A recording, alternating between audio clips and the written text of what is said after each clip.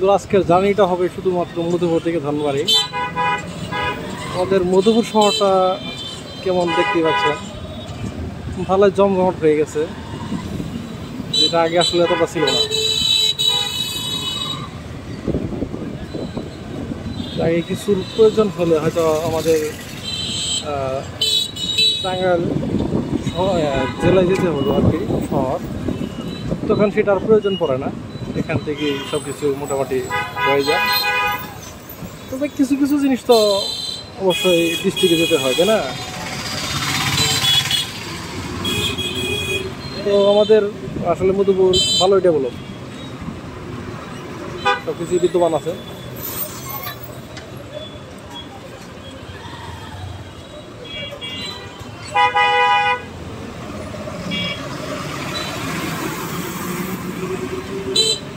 প্রচুর যানজট।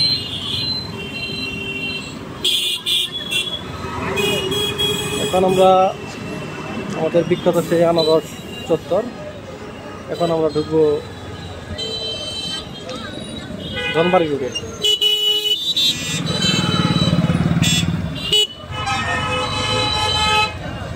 এই হচ্ছে ধনবাড়ি রোড। রোডটা মাশাআল্লাহ খুবই দুর্দান্ত, সব জায়গায় হাইওয়ে হয়েছে।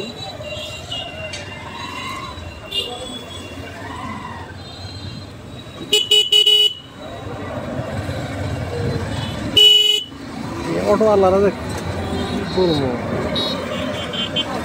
এরা রাস্তার কিং মনে করে, অথচ এটা বলবে না যে এটা বড় গাড়ির রাস্তা।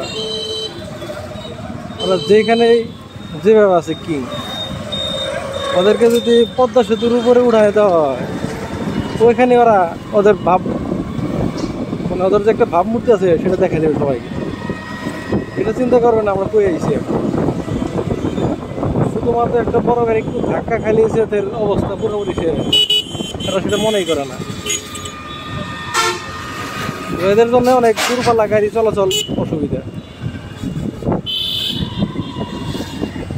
রাস্তার কিং এদেরকে, এরাই রাস্তার কিং।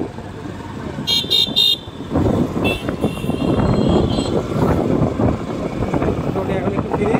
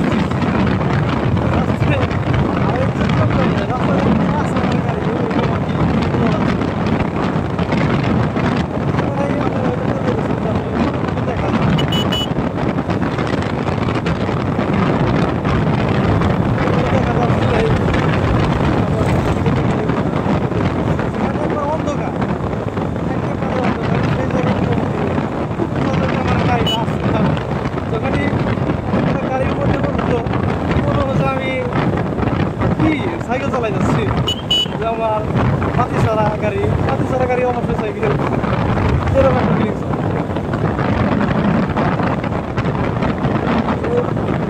লাইট লাগানিটা ইম্পর্টেন্ট হয়ে গেছে, এছাড়া গতি নাই বলছে।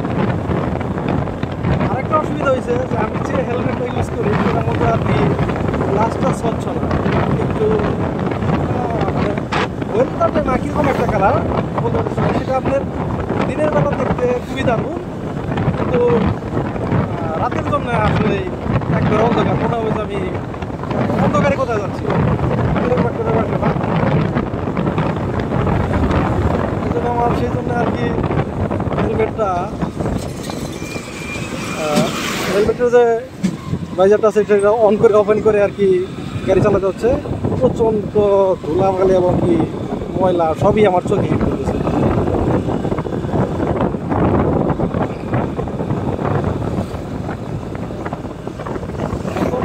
গাড়ি চালাইতে দারুণ, সুপার দারুণ, যে আসলে চালাই সে বুঝতে পারবে। বললেই ভুল হবে না। ওখান থেকে কোনো গাড়িকে মানে খুবই মানে সুন্দর আর কি ছিল সুন্দর আর কি মানে ওভারটেকিং করে চলে যাবে।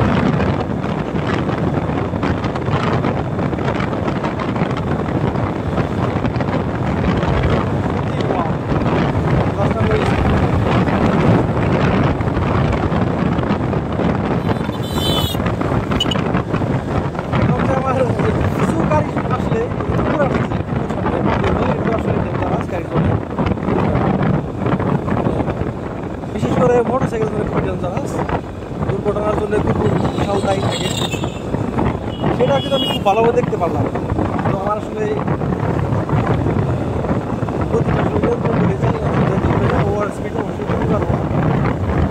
কখন কী হয় না আপনারা দেখতে পাচ্ছেন যে শুধুমাত্র দিন অন্ধকার যখন তখনই আমার গাড়ির আলো দেখা যাচ্ছে, তাছাড়া খুব একটা দেখা যায় না। এই আর কি। আর আমার একা একা যেতেও ভালো লাগলো না, সেই জন্য ভিডিও বানাচ্ছি আপনাদের সাথে, হয়তো বা ঘটনাটা শেয়ার করতে পারবো যে কীভাবে পিছনে বন্ধু নিয়ে জার্নি করা আর কি, কিলোমিটার জার্নি করা আসলে বুঝলাম সময় পাচ্ছে না। একা গেলে যতই গাড়ি চালানো বা আনন্দের মধ্যে যান, একা একা ফিল হবে, বোরিং লাগবে।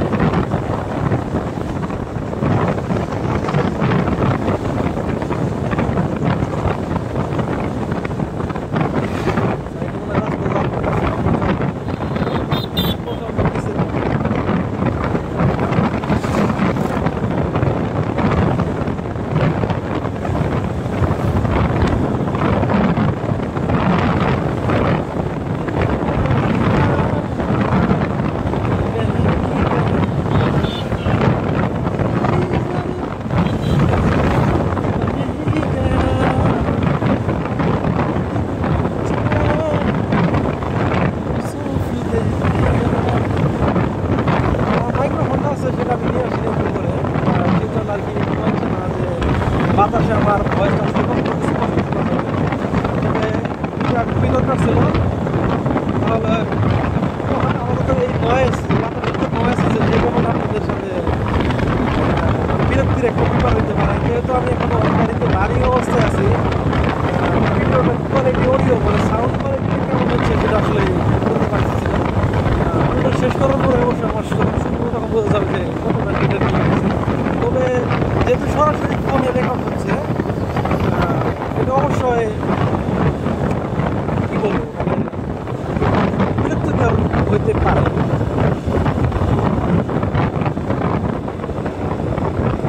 তবুও একা মুহূর্ত তো ভিডিওটা আমি অবশ্যই পোস্ট করবো। আপনাদের বিরক্ত লাগতে পারে বা ভালো লাগতে পারে, যদি আমাদের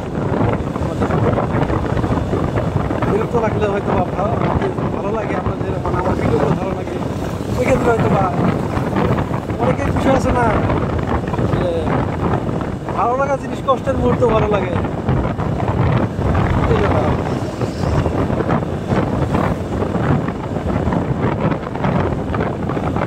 আজকে মাত্র অল্প জায়গা মনে শেষ হইতেছে না।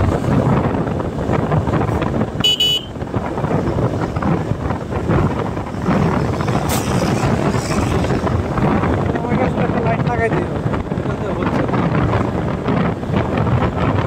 একেবারে হচ্ছে মাটি থাকলে নিজেকে মনে হবে কি আমার এই আলু আছে আর কারো আলু নেই, এরকম একটা ব্যাপার ছিল। অথচ দেখা যাচ্ছে পুরোপুরি দেখা যাচ্ছে যে অন্ধকারে আমি অন্যের কারোর সাহায্য নিয়ে আমি এগিয়ে যাচ্ছি।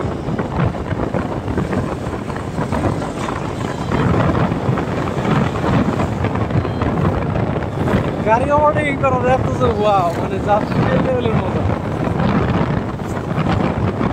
চোখের কি বিষয়ে গাড়ি ওভারটেক করা যায়।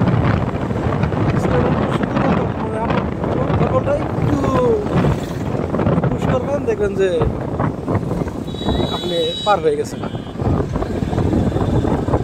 এটা মনে হয় পাইঘাট। এই পাইঘাটটা একটু রিক্সের জায়গা, সচরাচর এই জায়গায় প্রচুর অ্যাক্সিডেন্ট হয়ে থাকে। এই জায়গাটা কিছুদিন পরই শুনি ভালো লেভেলের দুর্ঘটনা। আসলে মূলগুলোর মধ্যে আমাদের ওভার স্পিড করা ঠিক না, যেহেতু মানুষজন এদিক ওদিক নড়াচড়া করে, দুই প্রান্তে দোকানপাট, বাজার, এই পাশে বাস করতেছে। এই জায়গাটা দিয়ে আসলে ঘুরে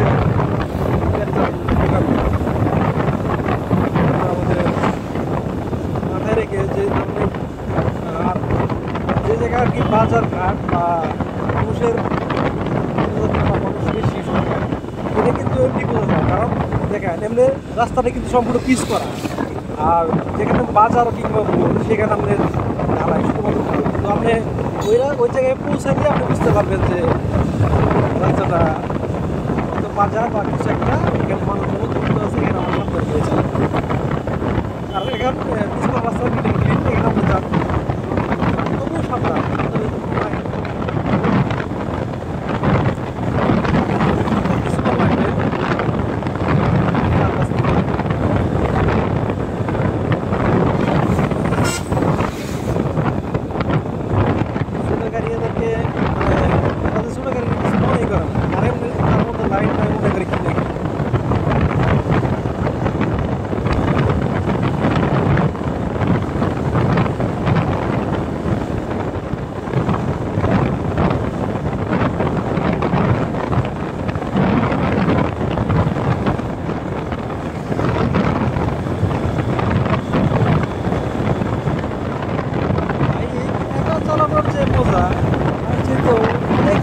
মজা, যখন গ্রুপে অনেকগুলো বন্ধু বান্ধব ফ্রেন্ড মিলে বাইক রাইড করা হয় বা এক জায়গা থেকে আরেক জায়গায় ট্যুর দেওয়া হয়, সেটা আসলে বলার মতো সত্যি অসাধারণ যেতে গেছে।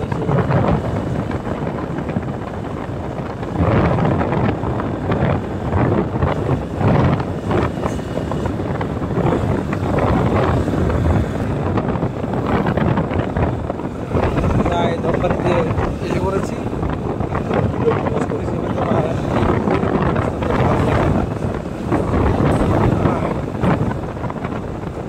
আপনার কমেন্টে জানাবেন আমি কি আপনাদের ভিডিওতে ভিডিও বানাবো কিনা। আসলে দূরের না, আপনারা পছন্দের বিষয়টা জানতে পারেন। আমার কাছ থেকে আপনি কী ধরনের আপনারা ভিডিও চান, ভিডিও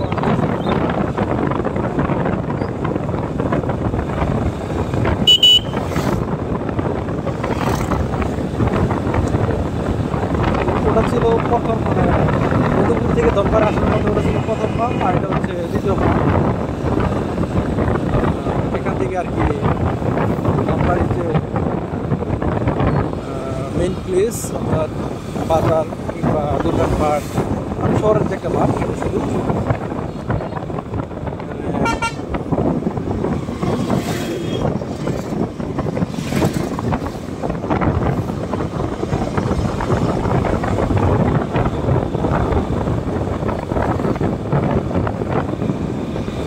ধনবাড়ি থেকে আমি একটু ভিতরে যাবো, শুধুমাত্র এই শহর পর্যন্তই কন্টিনিউ করি, তারপর হয়তো ভিডিওটা শেষ করি।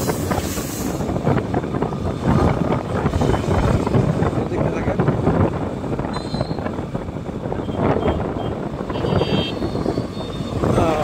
অলমোস্ট এসে পড়েছি, একটা ট্যুর নিয়ে। এমন করে কেন কানের মধ্যে ঘাড়ের মধ্যে ফোন রেখে মোটরসাইকেল চালানোর স্টাইলটা কি, নিজেও মরবো আর একজনকে মারবে। মোটামুটি এসে পড়েছি। ওদিক দিয়ে সোজা চলে গেলে আপনারা চলে যাবেন জামালপুর অতিক্রম করার পরে শেরপুর চলে যাবেন, আর আমি হাতের বাম দিকে চলে যাব। এটাই মূলত আর কি ধনবাড়ির মেন সেন্টার। এই যে আমি এখন এই বামের রাস্তাটা দিয়ে আমার যে গন্তব্য সেখানে আমি চলে যাবো। হয়তো ভিডিওটা যারা শেষ পর্যন্ত দেখেছেন তাদের অবশ্যই ভালো লেগেছে, সেই জন্যই এতক্ষণ পর্যন্ত আমার আনস্যাটিসফাইড ভিডিওটা হয়তো ভালো লেগেছে আপনাদের। আবার দেখা হবে আমাদের অন্য কোনো ভালো একটা ভিডিওতে, যেটা আপনারা অবশ্যই এনজয় করবেন। তো সবাই ভালো থাকবেন, সুস্থ থাকবেন। আল্লাহ হাফিজ।